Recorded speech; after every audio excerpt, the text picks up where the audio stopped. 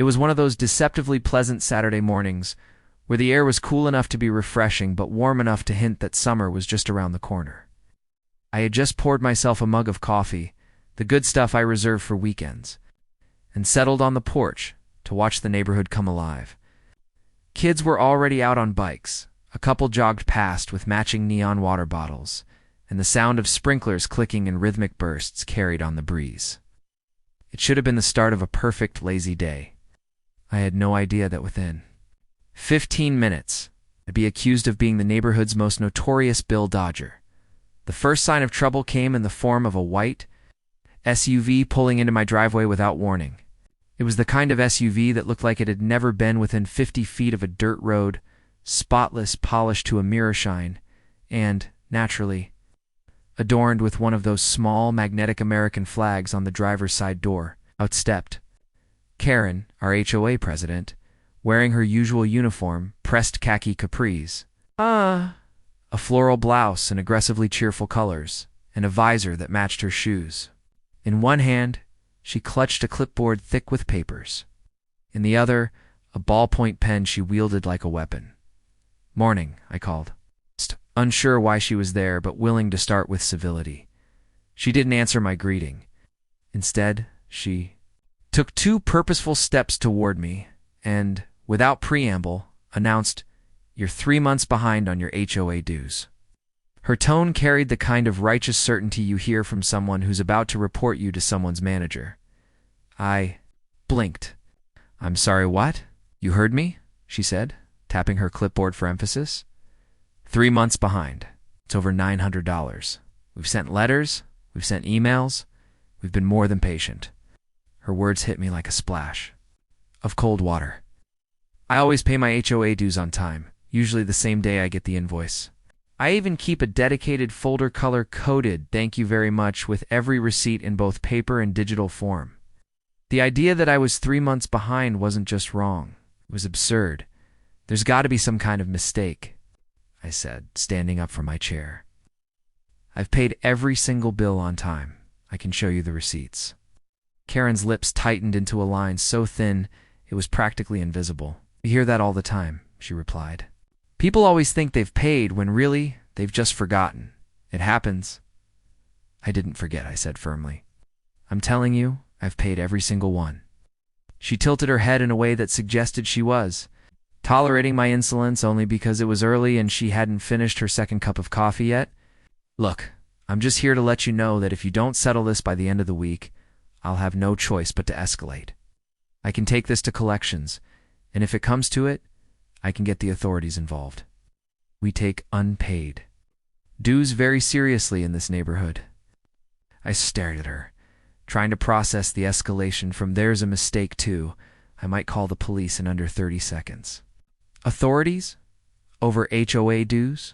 Fraud is fraud," she said, as if this were the most reasonable thing in the world. Behind her, I noticed my neighbor 2 houses down, Mrs. Thompson, peeking through her blinds like she was watching a live episode of Neighborhood Courtroom. Across the street, someone's garage door stopped halfway down. A man in gym clothes stood frozen in the driveway. Pretending to check his phone while clearly listening in, Karen seemed to relish the attention. She shifted her stance, planting 1 foot firmly in front of the other, like she was about to deliver a closing argument. This community works because people pay their fair share. When one person decides the rules don't apply to them, it hurts everyone. The landscaping doesn't pay for itself. Security cameras don't run on good intentions. We're all in this together, or we're not in it at all. I resisted the urge to point out that the HOA's budget seemed more focused on repainting the pool house for the 3rd time than fixing the pothole at the end of the street. But I knew that arguing with Karen in public was like wrestling a raccoon over a sandwich you might win. You'd still end up scratched and annoyed. "Pull my payment records and bring them to the HOA office," I said evenly. "If there's been a mix-up, we can clear it up quickly." She scribbled something on her clipboard, nodding like she'd just gotten me to admit to a crime. "Fine. But remember end of the week." With that, she turned on her heel, marched back to her SUV, and drove off without so much as a goodbye. I stood there on my porch, coffee cooling in my hand, trying to wrap my head around what had just happened. By the time I went inside, the neighborhood grapevine had already gone into overdrive. I could feel it in the way my phone buzzed with, "Everything okay?" Texts from people who hadn't spoken to me in months. I caught a snippet of conversation between two joggers passing by. "Yeah, she's in trouble with the HOA. Something about unpaid bills." My reputation, it seemed, was already halfway to being the local scandal of the month. I sat at my kitchen table, staring at my neatly organized payment folder, and a knot of irritation tightened in my stomach. Ow. It wasn't just the accusation, it was the way she'd delivered it, the smugness in her tone, the public spectacle she'd made out of it. If Karen thought I was going to roll over and quietly pay for something I didn't owe, she was about to learn that I was every bit as stubborn. As she was, maybe more. What she didn't know was that I had every HOA payment receipt going back to the day I moved in. What I didn't know yet was just how deep her little mistake actually went. By Monday morning, my irritation had simmered into a sort of stubborn determination. I'd spent most of Sunday pulling every HOA receipt I'd ever received from my neat little folder, lining them up chronologically on my dining table like evidence in a true crime documentary. I had paper invoices, payment confirmations from the HOA's online portal, and even screenshots of my bank statements. If Karen wanted a showdown, I was ready to march into the HOA office like I was about to win a case on Law and Order. Suburban Unit. The HOA office sat at the edge of the neighborhood, tucked inside a beige, windowless building that looked more like a storage unit than the nerve center of our community standards. Inside, the air smelled faintly of burnt coffee and printer toner. The receptionist, a young woman named Mia, who always seemed emails away from quitting, looked up from her desk as I walked in, her eyebrows already raised like she'd been expecting me. "Morning," she said cautiously. "You hear about?" She trailed off, gesturing vaguely toward a stack of papers on her desk. "Yes," I said, placing my folder down like I was dropping the final piece of a jigsaw puzzle. "I'm here about the alleged 3 months of unpaid HOA dues I supposedly. And before you say anything, I have every receipt, every payment confirmation, and 3 separate bank statements to prove I'm not behind on anything."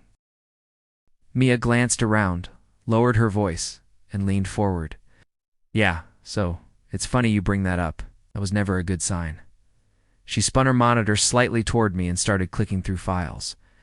My account popped up on the screen, my name, my address, and right there in black and white, a big, bold $0 balance due. "See?" I said, relief mixing with vindication. "I'm completely up to date." "Oh, I know," Mia said, glancing over her shoulder like she was checking. "For eavesdroppers. I told Karen that when she gave me the list of delinquent accounts, but she insisted I send the notices anyway." "Why would she do that?" I asked, already feeling the answer creeping in like a draft under a door. Instead of answering, Mia clicked over to another account file. The name at the top made my eyebrows shoot up. Karen's her balance due. The exact amount she'd accused me of, owing down to the penny. I leaned in closer. "You've got to be kidding me." "I was," Mia said with a dry laugh. "She's been behind for months." She told the treasurer there was a mix-up with her bank account and she'd get it sorted, but it's been excuse after excuse. Last week, she came in with this list of people who were behind, and, well, your name was at the top. So she tried to pass off her unpaid balance as mine. I asked, incredulous. "Looks that way," Mia said. "She probably figured you wouldn't fight it and would just pay to avoid the hassle." I sat back in my chair, letting the absurdity sink in. Karen, the self-appointed queen of neighborhood order, was months behind on her own dues and had tried to pin it on me. It was almost impressive, in a villain caught monologuing kind of way. "Can I get a copy of my account record?" I asked. "And maybe a copy of hers?" Mia hesitated.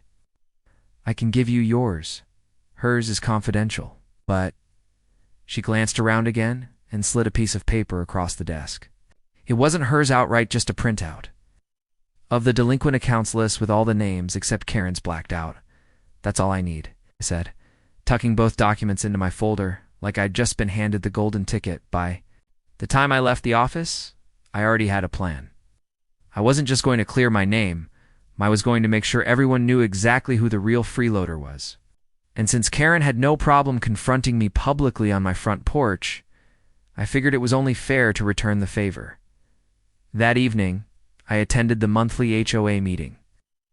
Usually these meetings were sparsely attended, just a handful of residents. And the board members? But tonight the room was unusually full. Word of my delinquency must have spread faster than free Wi-Fi. And I suspected some folks had shown up just to watch me squirm.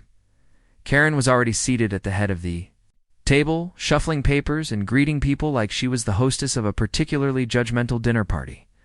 She gave me a tight smile when I walked in, the kind of smile that said, "I'm about to crush you in front of all these people." I took a seat near the front, my folder resting in my lap. The meeting began as usual. Approval of last month's minutes, a quick update on landscaping projects, the announcement that the pool heater had been fixed finally. Then, as if on cue, Karen cleared her throat. "Before we move on, I'd like to address a matter of unpaid dues," she said, glancing in my direction. "As you all know, our community depends on everyone paying their fair share. Unfortunately, one resident is currently 3 months behind. That's actually not true," I interrupted, standing up before she could even finish the sentence. Murmurs rippled through the room. Karen's eyes narrowed. "Excuse me?" Said, "That's not true," I repeated. "I am fully up to date on my dues, as confirmed by the HOA office this morning." Karen laughed, but it was the brittle kind of laugh people use when they're stalling for time.